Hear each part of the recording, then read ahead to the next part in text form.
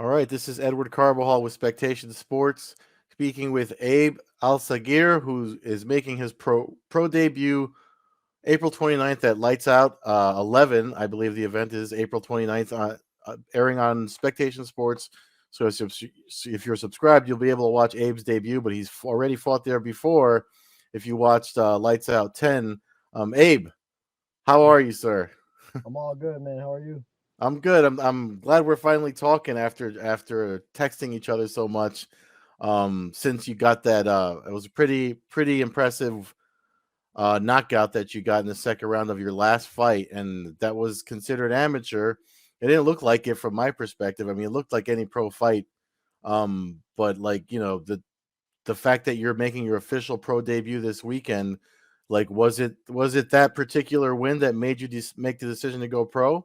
So since I started, like when since I made my debut, the Mm-hmm. coach has said we're gonna shoot for 7 fights, and Mm-hmm. then I fought 6 times in the past 14 months, back to back, back to back. Most of them are finishes. 5 of them are finishes. I've only been to decision once. It was a short notice fight. Uh, so after the last wins, my coach looks at me and he's like, "Hey, I think it's time." Because the guy I fought was a purple belt, all that. I took him down in the first round.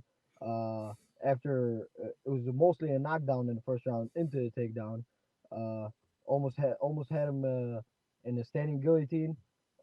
We go into the second round, and then 19 seconds in, and I get that knockout. Yeah, and it's crazy. I know they shared the highlight reel when it happened.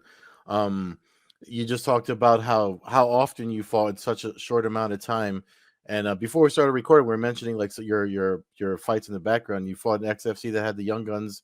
Yeah, I know Austin Bashy's like headlining the same card that you're making your pro debut yeah. on. Was it since back then like what made you want to pursue mixed martial arts? I mean, the Young Guns was supposed to be like a up and coming way to promote new fighters. Like, what made you want to pursue a career in mixed martial arts? I was not into mixed martial arts. All I wanted to do was Muay Thai, and that's what my coach does, and what he's fought. Uh, but then one day, I had a fight scheduled, a Muay Thai fight that got canceled 2 weeks before the fight. My coach picks up the phone and calls me. He's like, "Hey, XFC's in town, a month and a half away. Would you like to get on that show, MMA?" And I'm like, "Yes, if you think it's right, let's do it." So I fought another guy that was 6-1 in Muay Thai at the XFC debut. Uh, so it was a 30-second knockout. Like I knew he was not a wrestler or anything. We both stood up. It was a 30-second knockout. That was my debut, and Mm. then it's been on from there. I fought for B2. I fought for WXC twice. I got the WXC title back in October, and then February I captured the Lights Out title as well. So, I mean, it looks like your initial interest and background was in kickboxing, just striking. How did you start mixing everything up? It's just I've I'm not a grappler, but I mean it's I'm a full package now. I promise you that. So uh, just got into it, man. At the right gym with the right team, Detroit Jiu-Jitsu Academy. That's where I train at. Coach Anthony, head coach over there, co-owner, he took me under his wing, and we started training all the ground game, everything, every little bit of it, just so we don't want no holes in the game.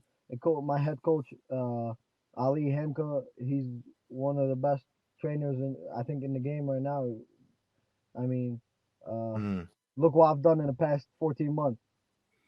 Yeah, talking about what you've done, my next question is your nickname is the Killer. Is it because of the amount of finishes that you've gotten in such a short amount of time, or was So that before all that?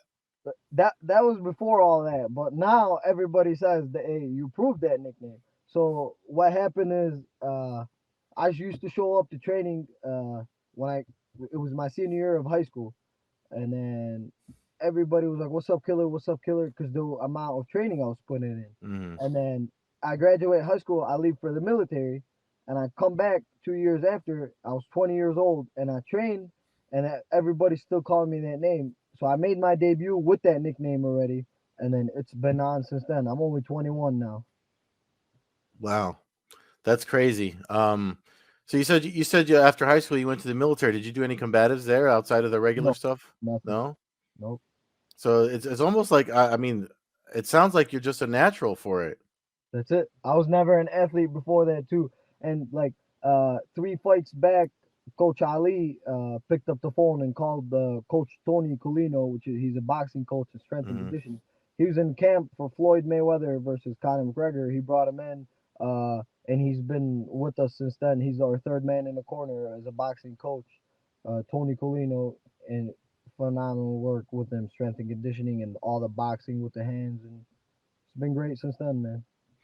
It's crazy because it seems like something that wasn't even on your radar. Now you're full Yes, gear into it, doing it as a professional, yes. training like a professional before you make your pro debut. Um, you're facing Kevin Walker, who's 1-7, I believe. That's still your opponent, right? Yes, correct. Because we're recording on Sunday, the week of your fight. Um, he's got a lot of pro experience already. I mean, it more and more new fighters are like yourself though that I keep talking to, especially for Spectation Sports, that the amateur record is almost like a pro record. You guys get like you just said, you'll 7 fights for you.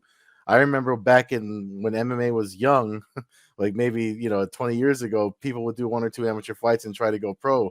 But it 100%. seems like cutting, sharpening your blades in a lengthy amateur career is just making better fighters. I mean, your own record proves it. So, how do you feel like you match up against Walker? I think it's a great matchup, especially for me. Like as a pro debut, I think it's a great matchup. Walker has fought some of the best guys in Michigan too. He's fought Mondo, which is he was on the Hmm. Contender Series, Ultimate Fighter. Uh, he's fought Chad Decker. He's fought Mo Williams. Like he's fought some of the Michigan's guys. So I'm just another guy that he's fighting, and I'll show you why I'm different Saturday night. Like it's gonna show. Saturday night is the start of future. That's it.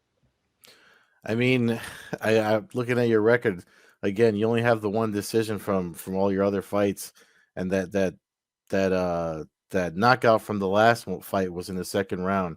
I mean, obviously extensive striking background with your training, but did you always just have like natural explosive power like that? I think yeah, I think it's part of the thing that I'm like naturally powerful. Hmm. Uh, wait, like we did all those amateur fights just for me to get better at anything, get the weight cut Hmm. better. I walk around.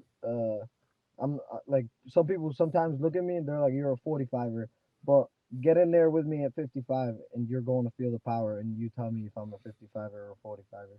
Wow. So, I mean, if we ask your prediction, I mean, I would assume that you look for a knockout again. Yes, sir. First round.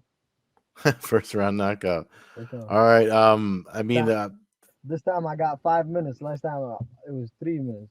So if the last time was a pro fight, it would have been at 3 minutes and 19 seconds. so long term. I know that like again, this is your debut and all that. Long term, when you look 5 years down the road, like where do you see yourself professionally? 5 years from now, Yeah, or I mean, just your long term goals for the sport. 5 years from now, I'll be breaking into top 10 in the UFC. Top 10 in the UFC. That's five 5 years years from from now. I'll be now. 26 years old. Hey, I mean, you're definitely young enough to do it. You obviously have the talent and the power. Um, my last question to you is one of the things my editor noticed when we were talking about making scheduling this interview. You have a pretty strong social following already. Like Yeah, I have one of the biggest support system for a guy that's making a pro debut. I like what I think every time last time I sold out more than the main event. Like right after my fight, they called it intermission because the whole arena was walking out. And same thing is about to happen this time. I think the promoter are waiting on me get 2-0, 3-0 so they can start offering me those main events because trust me, I can fill up most of these arenas, especially when I fight near home. I have one of the biggest crowds that like MMA have seen for a guy that's just starting out.